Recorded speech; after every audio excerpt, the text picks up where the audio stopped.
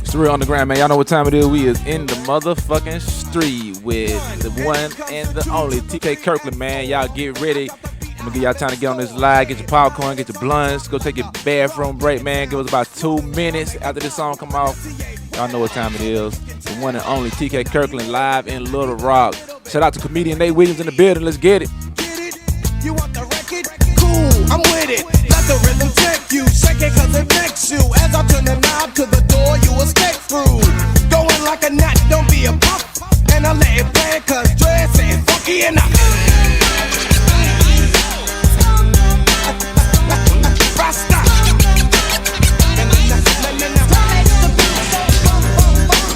Let's get funky, let's get funky. Let's get funky, let's get funky.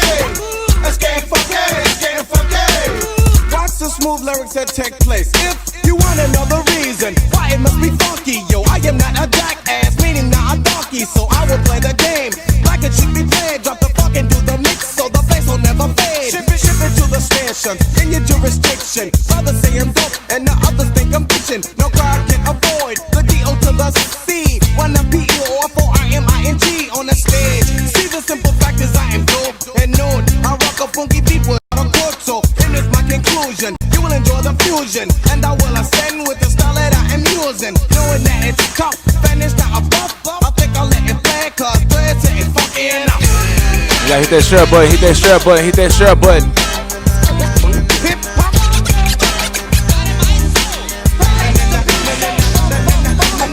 Let's get funky, let's get funky. Let's get funky, let's get funky. Let's get funky, let's get funky. Dread make the funky hip hop music, so check Y'all it. know what it is, man. It's the real underground. We is in the street. Fuck the industry. You hear me? I'm your boy D-Dirt, LILROCKOBAMA, and I got the one and only T to the motherfucking K, aka the gangster of comedy, aka the underground king of comedy, T motherfucking K Kirkland in the building, man. What's up, man? Say something so they know you is in the building. What's up, everybody? It's comedian TK Kirkland. What's up, Little Rock? Live in Little Rock. You said it's your first time in the Rock. Yes, sir. Yes, What, sir. what you think about the Rock so far? You ain't been here long, but No, did you when you got off the plane, did you thought you were gonna see some cows and some horses? No. and You shit? got buildings. I was impressed. You know what I'm saying? You got buildings. I said, okay, they good. They good. Hey man, for the people who don't know, they've been sleeping up on the Rock and don't know, man. Y'all probably seen him on Vlad TV, Sway in the Morning. He got a special, the #1 special on Amazon right now.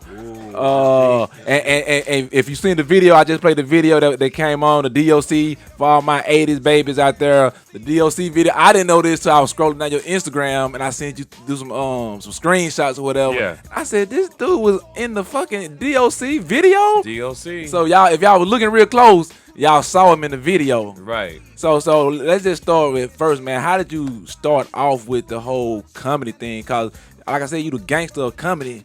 But how long you been doing comedy? I've been doing comedy since 1985, over 30-something years. 30-some years. Yeah.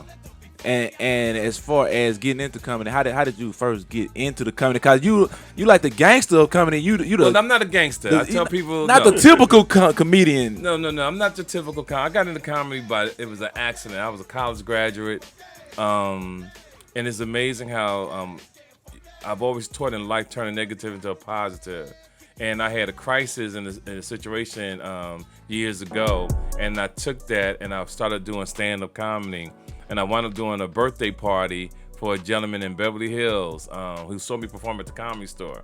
And he's like, yo, I think you're funny. I'm having a birthday party. Can you come perform? And I came. He paid me the money in an envelope, and I put it in my jacket pocket. And as I was driving home, it was $700. I said, okay, this is it. And I was in the business ever since. Well, see, and you said you was in Beverly Hills, California. Beverly Hills, yeah. But see, you from where? Jersey City, New Jersey. So how did you end up all the way across country doing I'm comedy? a college graduate. I went to Arizona State, and then I went to Cal State Northridge in California and got my master's degree. Then from there, I got into the entertainment game, and one thing just led to another. And I just started meeting all these groups, but I met everybody when they was young.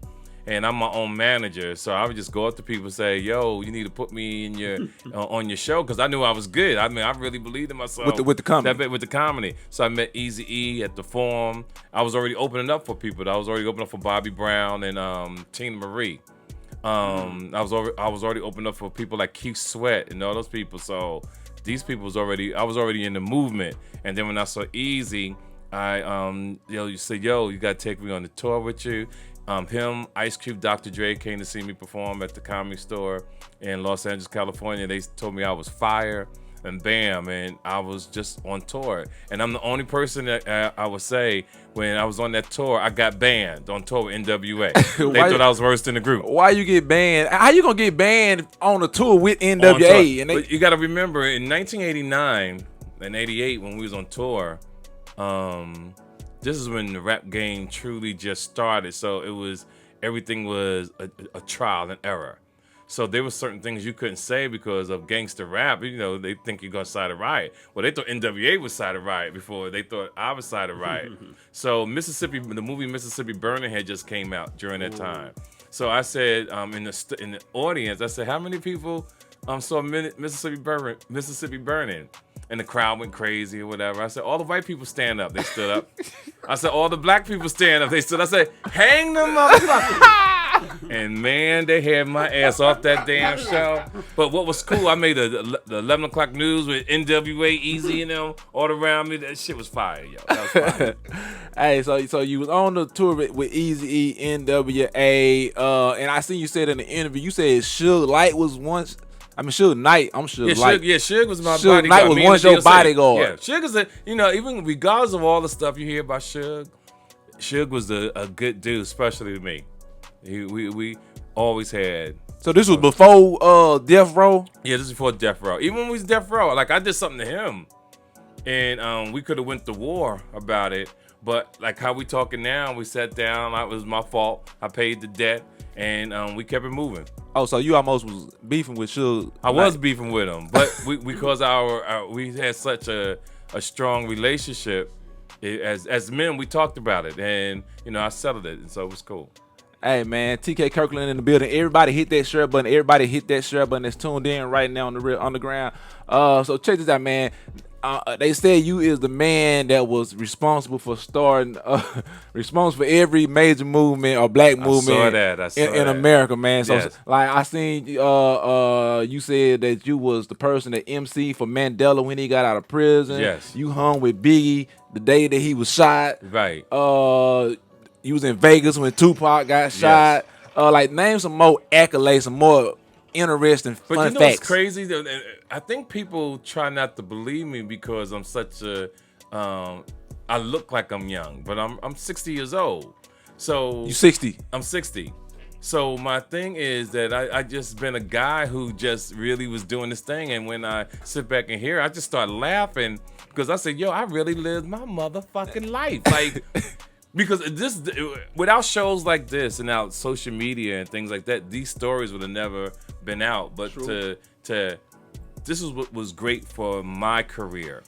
I call it the second wave because in the 90s, before we had all of this, you had to go between this person and that person to make it.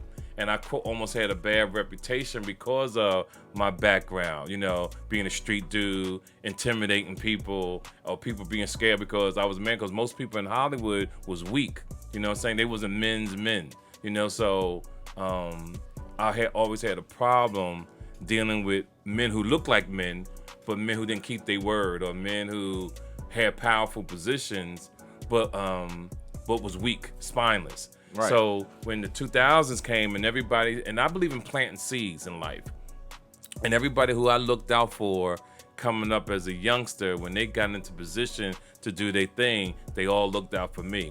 So the momentum is here now, and I just love it. And so you've done all these things, got all this stuff under your belt, but they still they title you the king. I don't know if you heard this, but the king of underground comedy. Like, yeah, that's the thing that I came up with years ago. And the king of underground comedy is based on, you have so many comics who have done movies or truly television. And I say king of underground comedy because you really come see me because I'm really funny. Like, you come see me because you've heard the jokes. You come see me because, out of all these people who are really famous, this dude will destroy them. So that's why we call it the King of Underground Comedy, because it's based on live performance. It's based on, this guy is the truth. Hey man, TK Kirkland, and then tonight he gonna be, if y'all want to check out the company, not tonight, but tomorrow night, 8 o'clock show and a 10 o'clock show at the Nut House on the north side. Don't be scared to cross that river, man. It's the only black comedy club in the state. Yes, that's important. In the state, man. Shout out to comedian Nate Williams. He in here with us right now. So y'all need to go and support that. It's gonna be Friday and a Saturday show. So y'all need to go tap in. Comedian TK Kirkland. What was you doing before comedy? I was a track star. Track running. I ran track. Yeah, I run. What you went to college for? Yeah, yep. That's what I went to college for, out of Jersey City, New Jersey, and I was good. I was good at running track. What'd you get a degree in? Speech communications. That's why a nigga here speaking like your interviews and shit. He's all well spoken and shit with his hat cocked to the side and shit. Hey, what's up, man? Yeah. So check this out, man. I got some coming. They always asking you these questions when you're on these other interviews, like Yes. you know what I'm saying, what's going on in society. So I'm finna ask you some questions of what's going on in society right now. Like, so what's your take on the Will and Jada shit right now? Well, the Will and Jada, I think he handled it. They've always had problems in their relationship, as you can see. Mm-hmm. And you have to take your hat off to Will Smith, because any man that didn't control his emotion would have smacked her clear across the fucking room. And you can see, I tell people the best way to do things sometimes is turn the volume down when somebody's talking and see the true essence of a video. And if you watch that Will Smith and Jada video, if you turn the volume off and don't hear nothing that they're saying, you can feel who's lying and who's telling the truth. You feel like somebody was lying in it? Well, Jada was lying about her situation. You know what I'm saying? This is what I do for a living. I read people. Yeah. Jada was lying about her situation, and I know Will probably really want to leave her, but he's such a nice guy. He was raised just a good person, and he just don't do things like other brothers would do. You understand what I'm saying? So it's good, and sometimes you have to work through your relationship. Me, I'm the type of person, you cause me any inkling of a problem, bitch, you gone. Because I believe there's other people out here you can meet, and I'm not trying to I'm not dealing with stress. Hey. You cause me problems, bitch. I'm out here because I know I can meet somebody else. Because you do tell people how to be a player. I do tell people how to be a player. See, the way to be a player is to really prevent a woman hurting your feelings. Because you always saying that they always say men cheat, right? Well, on Maury's show, they always say he's not the dad. so who's lying? Yeah. It's like he's not the dad. So hoes is being hoes, I'm just keeping it 100. Okay. So what you think about the versus battle last night? Snoop and DMX, who won? Let me tell you, it was like the Patriots and the New York Giants. The Patriots up 40-something to nothing. Well, no, it was the Patriots in Atlanta. The Patriots was up. The Patriots up, and then in Atlanta, the Atlanta was up, and the Patriots came back to win in the last quarter. The thing about that, and I toured with both. I've toured with DMX. I toured with Snoop, and I want to say this first. If you ever seen DMX back in the day, coming up in the Rough Rider tour, because I was the MC for that too, by the way, people. I was the host of the Rough Rider tour with the Cash Money Millionaires, the Rough Riders. I was the MC of that. To this day, there's no rapper colder than DMX now on the stage. Hey, look, I seen a DMX concert on a video, and that motherfucker was so many people from the front all the way to the back. It looked like Woodstock or some shit. Listen to me. That brother's off the chain. Now, when you talk about the concert last night, the show was excellent, and DMX was way ahead in my book, because I'm fans of both. But towards the end, when Snoop was going off the top of the dome, freestyling, he was building up points like a motherfucker, yo. So by the time it was done, I still would give it DMX 11 and Snoop 10. It was that close to me. Yeah. You know what I'm saying? But it's levels to it. If you go off personality and styles, see, Snoop is like the Teddy Pendergrass of rap. Yeah. Everything about the West Coast is smooth, right? And DMX is pretty much like James Brown, you know, screaming and yelling and throw a cape on the motherfucker, you know. The opposite. The opposite. So it was good to see two different styles. Yeah. And I really enjoyed that. And I normally don't watch that type of shit, but it caught my attention, and I was like, yo, I'm gonna go watch it. So I'm laying across the bed with the ceiling fan on, feeling like a model and shit. And I was like, yo, this is motherfucking interesting. So I watched it to the end. Like, people was calling, I was like, I can't talk to you right now. I'm watching this shit. And I recorded the whole thing, so it was something that I truly enjoyed. Hey, so on the same level, is anybody that they can put against R. Kelly? Cause that's a debate now. They saying Michael Jackson, this person. Is anybody got more hits than R. Kelly? Nobody has more hits than R. Kelly. Nobody can fuck with R. Kelly. R. Kelly really was fact. the man. Especially when he sang that song, I Think I Can Fly, that took him to the international crossover. Yeah. Now, what's crazy, I was R. Kelly's opening act. So y'all think he playing? Y'all think he You playing? think of, no, I'm Go do your serious. research. I was R. Kelly's opening act all through the 90s. Yeah. All through the 90s. Me and I was R. Kelly's opening act. So you witnessed it. I witnessed the throwing it. of the panties. And see the thing with me, I was much older than. Well, I've been my own guy. When R. Kelly would perform, I never go in the dressing room. I wasn't trying to be nobody's friend. I was a businessman. I was gonna get my money. And while they was partying, believe it or not, I'm at my hotel. I'm catching the next flight to meet them in the next city. I didn't do the tour buses and the groupies and all that. I really was on a mission to achieve, and that was my main focus. Yeah. Yeah, you're like, fuck the hoes. I was really about my paper. Hey, I seen on the interview when you said you flew a chick in and Eazy E, Little MC Ren. MC. Tell You know, this cause story. I like treating people good. You know, if I meet a woman, you know, I got a few dollars, I'm gonna fly a motherfucker somewhere. You know, like, bitch, come get a little thing. Let's go shopping. You know, I'm that type of nigga. Yeah. So I flew the girl to matter of fact, Kansas City, and when you on tour, when you do sound check in MC, you got to be there early. So I got there early, and I told her to just meet me because it was right across the street from one another. And 7 o'clock came, 8 o'clock came. She finally showed like about 8:30, something to 9. So, you know, I'm being nice or whatever. Late at night, about 2 o'clock in the morning, we laying in bed, and Eazy come knock on the door. And I'm like, yo, what's up, Eazy? He said, yo, come here. So I go outside. He said, yo, Ren fucked your girl that you flew out here. And Eazy fell on the floor and rolled down the hallway like a 5-year-old child. So now, me being the player, bitch, you gotta get your shit. I packed all that bitch shit and put it in the hallway. I sure did, yo. Did you let her keep the shit y'all went shopping for? I'm quite sure I let her keep that. But I put her out the motherfucking room. I don't play with people, yo. Like, I treat people the way I want to be treated. You cross me, and I've done some crazy things to females that cross me first.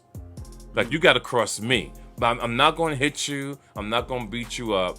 My main purpose is to teach you a lesson so that when you meet another man, you won't pull that same bullshit. You gonna teach your lesson. Yeah, I believe in teaching you a lesson. That's what I do. Hey, man, TK Kirkland in the building, man. Everybody hit that share button, hit that share button, hit that share button right now. Kanye West. Yes. I seen you 3 years ago. Yes. Say he was a whole ass nigga. Then Yeah. recently, he got his other stuff that's going on and what he doing right now. What's your input or your See take that on you that? over for Kanye, I'm gonna be like, come on. So here's the thing about Kanye West, right? I said to myself a couple of days, there's some things in life you just don't talk about anymore because it's beneath your intelligence. Kanye West, the thing about Kanye West is beneath my intelligence, but since I'm here and I want to sell tickets, I see fans want to hear my opinion on Kanye West. See, this is what happens when you sell your soul to a woman that slept with everybody. See, a real man cannot walk in the room knowing that a lot of niggas done fucked this Man, girl. hold up. It will destroy you. So even though he tries to deal with it, it snatches your heart out, and you can't. So it's like crying out for help. So That's definitely what he's doing. yeah. So he's doing other things and acting certain ways and saying certain things, but it's the pain from him dealing with that young lady, because every man is not built like that. Now, if he was able to marry Kim and stay low key and not be in the spotlight or whatever, his relationship he could win. But he's Kanye. But he's Kanye. Yeah. So a man he needs a wholesome woman that ain't been with a lot of people. And I'm not against Kim Kardashian. Kim Kardashian did what she was supposed to do. Well, they said she went and fucked Meek here lately, Meek Mills. Well, if she goes roll with anybody, if she goes around any man, that assumption can come up. It just takes a real man to understand what you got in yourself. And no man in here, no man that's watching this show can deal with the woman that has slept with so many guys. Look here, man. I walk in the room and know that Man. 5 niggas, and not just any niggas, your celebrities. homies. Your homies and friends. Yeah, your friends. It's a horrible feeling, man. Shit. That Hey, make take- reason I asked you that though, because I seen a post. I be on some conspiracy shit sometimes though, but they said Kanye is not mentally ill. It said he's exposing the Kardashians, the CEO of Sony Music that played a role in Michael Jackson's death.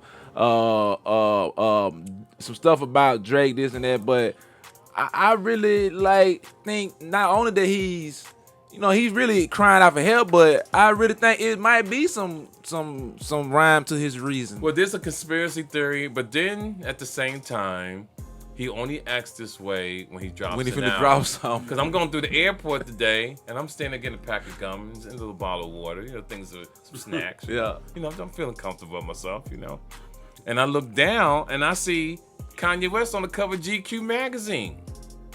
I said, so Kanye is not really fucking crazy. Kanye West is creating a publicity stunt to sell albums. So he ain't crazy. But he hurt. But he ain't hurt. crazy. He hurt. Yeah, but he's selling stuff, yo. Would you vote for him for president? Now, when I hear people saying vote, like he cried the other day on the interview when he was doing the press About Harriet Tubman. About Harriet Tubman and all that. Whatever, he wasn't crying about Harriet Tubman, but he was crying. Yeah. Why would you vote for a man for president that started crying? Like, you got to be out your fucking mind. You just got to do saying he hurt because of Kim K. Yeah, but he can't. He shouldn't definitely run for president because we'd be at war. If this nigga is emotionally fucked up like that, we'd be. My thing in life and whatever I could do on Instagram, whatever I could do on my show, is really to put out masculinity and to really promote men being men, from the way they treat women to the way we speak to them to the way that we carry them through life. Whether you're going to be with them forever or not, you still can give a woman game to better her life for whoever she's going to be with in the future. I can dig that. Hollywood. You been, how long you been on the West Coast? For a long time. Yes. Okay.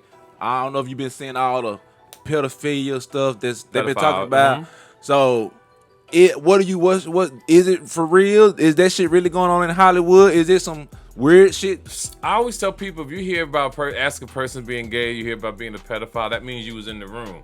That means you seen shit going on. I don't know nothing about. So if you say that means you was in the room. Yeah. I don't know nothing about all that. I'm just glad that I am who I am. I've never had to deal with that type of stuff in Hollywood, but I really wasn't. I'm not an entertainer to really be a Hollywood type dude. I'm an entertainer because it was something that was beautiful. It was something that I was able to travel the world and tell jokes and get paid for it. Back when I was young, it was the fuck some of the most beautiful women in the world, stack money at the same time, and do things legally without doing anything illegal. So me getting into movies was a pure gesture of luck. Like I did Vin Diesel's first movie called Strays. You can see that when it's out called Strays. I did movies with Lil Wayne and the Cash Money Millionaires, Baller Blocking. I did movies with Gucci Man, Birds of a Feather, Mac 10. It's been so many flicks that I've done. New Jersey Drive. But I really wasn't trying to become a movie star. Being a movie star wasn't that. I'm a business. So you don't be like in that Hollywood scene. Yeah, I'm not trying to audition. I ain't trying to go to Hollywood parties or anything of that nature. I don't do that. I have my own lane. I do my own thing, and I do what I do. I can dig that. Black Lives Matter. Okay, what about it? What's your take on? Like I said, I'm a conspiracy person. Everybody keeps talking about it's not really headed, or the agenda of Black Lives Matter is not the agenda. You know what I'm saying? That it's the trying to demasculine 3 lesbians over the Black Lives Matter movement. I didn't know that. Or Soros. You know, you heard of the Soros, the white guy. Yeah. He's putting money into it to pay people to do other agendas using Black Lives Matter movement to further his agenda type shit. Okay. So and the protests and all the shit that's going on. What's your input? See, we live in a world of visual, right?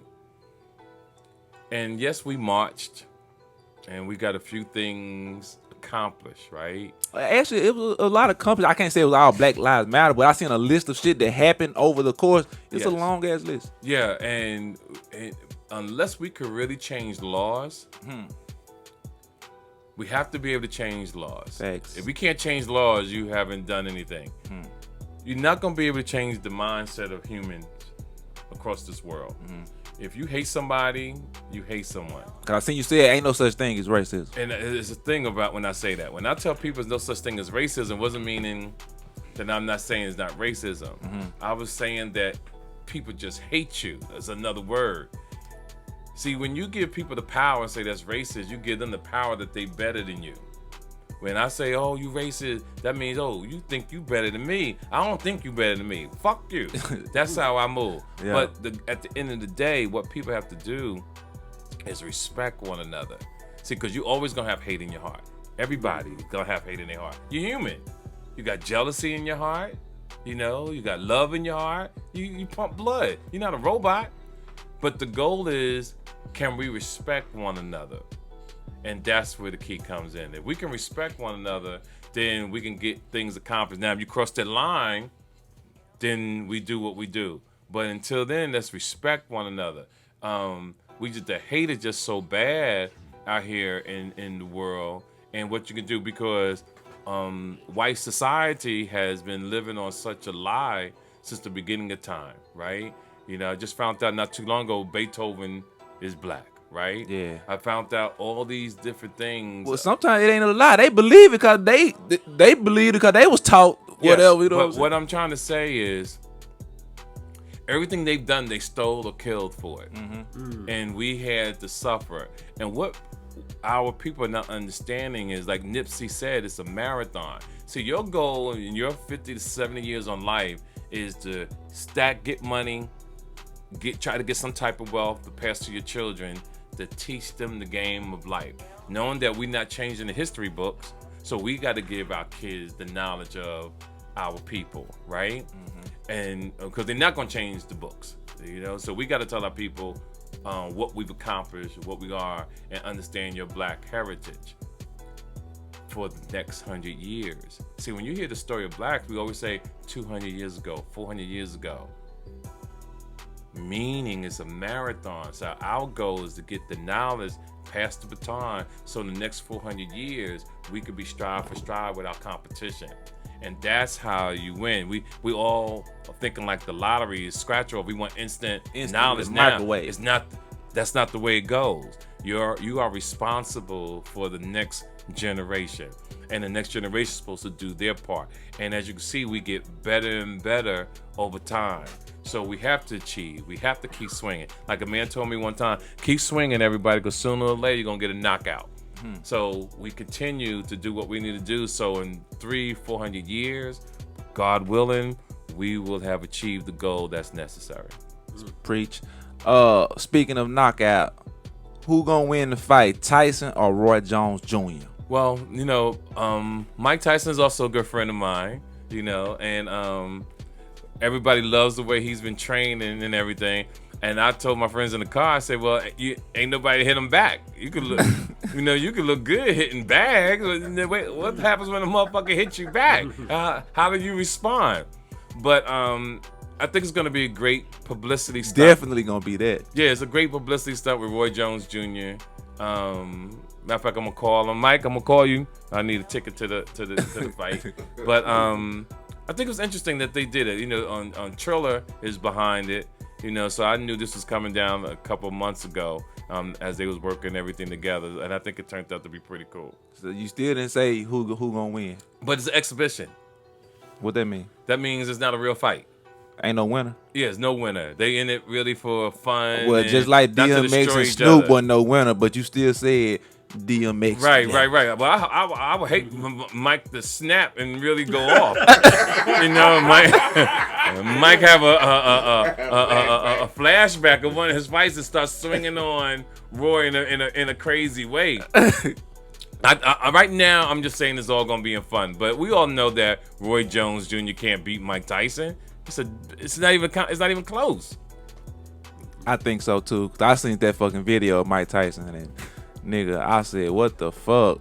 Yeah, it's not even close. So Nick Cannon. Wow, Nick Cannon. Should he had apologized? Nick Cannon was in a bad place. See, there's levels to the Nick Cannon situation, and not only was it bad on so many levels with Nick Cannon, Nick Cannon got exposed, right? Nick Cannon got exposed that he really wasn't the most powerful man that we all thought he was.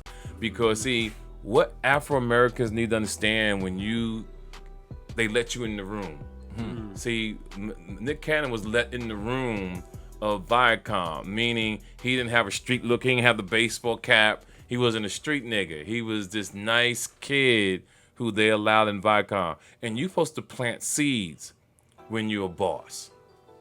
See, you got to always plant seeds when you're a boss to protect you somewhere down the line. So he was there for 20 years.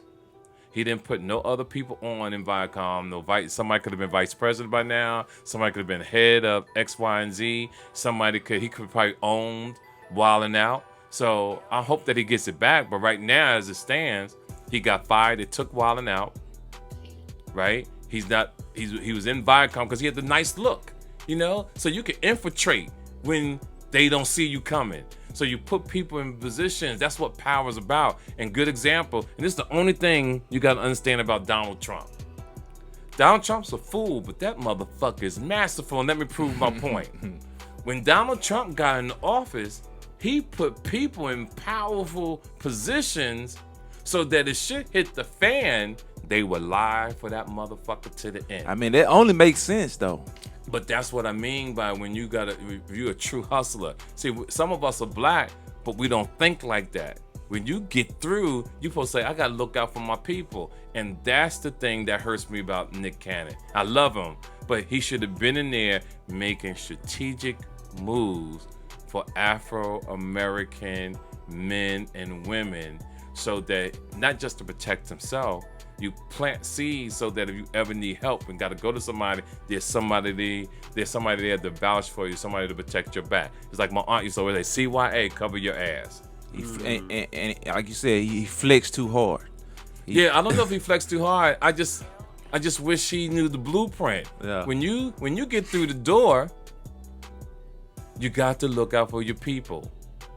You have to. It's supposed to be, man. That's why when people start going to jury duty, you know, you got to start going to jury duty and start saying, no, I'm not going to jury duty because I don't want to deal with that. Every time you don't go to jury duty, there's a white person deciding somebody's life that ain't from the hood. Every time you don't vote, your local politician is a judge deciding, a district attorney deciding. Yes, you got to vote. And what I want to say to the young kids that's thinking about not voting, here's how the voting situation is going to happen.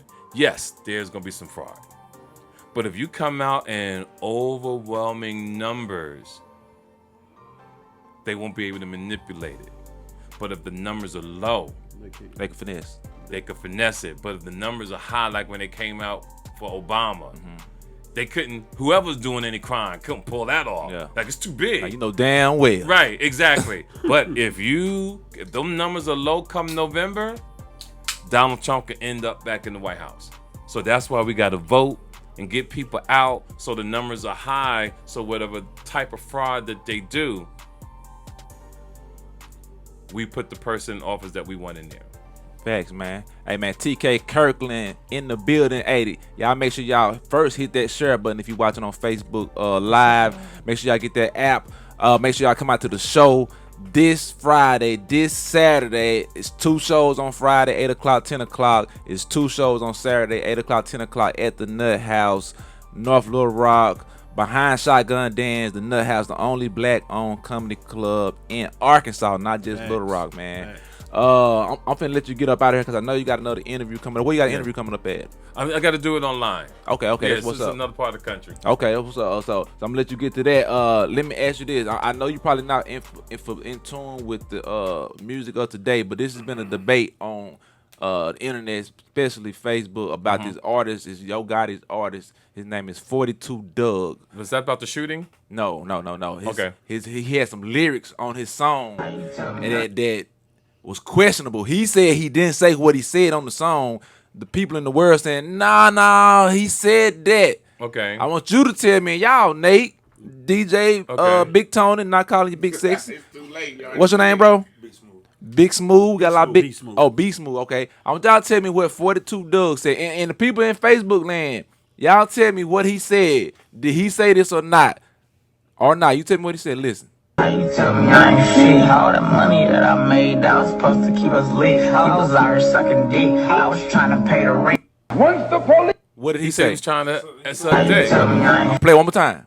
shit. All the money that I made, that was supposed to keep us lit. He was out here sucking dick. I was trying to pay the rent. He said hoes out here sucking dick. Did he say hoes out here sucking dick or I was out here sucking dick? That's what he said. He said I said hoes. The world saying nah. You said One more I. time. It's only 2 seconds. Trying to pay the rent. You tell me I ain't shit. All the money that I made, that was supposed to keep us lit. He was out here sucking dick. I was trying to pay the rent. He said I. He said I. Yeah, he said I. I was out here sucking dick. Yeah. He say hoes. Yeah. Let's go one more time. One more time. Yeah. One more time. Y'all tell me in Facebook lane. I ain't shit. All the money that I made, that was supposed to keep us lit. He was out here sucking dick. I was trying to. He said I was out sucking dick. Yeah, it sounded like he said I was out here. This a big artist now. He major. It's like Lil Baby's artist. Okay, all right. Well, then if he said that's about right then.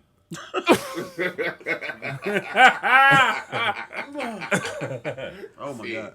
Yeah, I'm just trying to get to the bottom of this shit, man. Cause it's been a debate. People getting mad, trying to take up fun. I said I heard one thing, and Let me tell you, man. You had the nut ride. First, let's fault the parents for not reading to their children that teach them how to read better. And we should not have to play that song 5 times Facts. to understand what the fuck that nigga saying. five. We have paid And 5 times. And that goes to show you, if people really are listening to them, like the Ebonics situation is horrible and the education level is low. Bro. Man, all right. So before we get out of here, man, I want to ask you about your the music career. Do you have a record label? Yes, I have a record label. What, you got some artists and shit like that? No. See, when I first got my deal, it was for a comedy album. And I was able to talk to my distributor to give me a record label. So what I was going to do at first was sign comics to create catalogs. What most comics in this game does, they perform for years and don't have a catalog. So you're not getting checks as you get it's more like older. some royalties and shit. That's royalties. Okay. Right. You know, you have a catalog, you get checks every 3 months. No comic is doing it unless you, quote unquote, maybe a major star, which is a very small percentage. Mm-hmm. But the comedians who I went to try to sign them, not saying their names, didn't understand what I was talking about, or they were just uncomfortable doing business with me. But anybody to tell you, as far as business, I'm one of the best businessmen and artists in the game. So a lot of people have catalogs, so I decided that I was just going to look out for myself, and I can't babysit young men anymore, grown men. The mindset of comedians and rappers and artists is I can't deal with it. Like my patient level is 0. You said the key word, at my babysit. age. Yeah. So I'm just gonna do me. I'm gonna put my catalog out. I would have loved to have signed other people because I told you, I'm a businessman. And like I said, entertainment was good and it still is well. But I'm involved with so many different things. Shout out to my new book that's getting ready to come out. It's going to be distributed by Charlamagne the God and Kevin Hart. It'll be out next year called Who Raised You.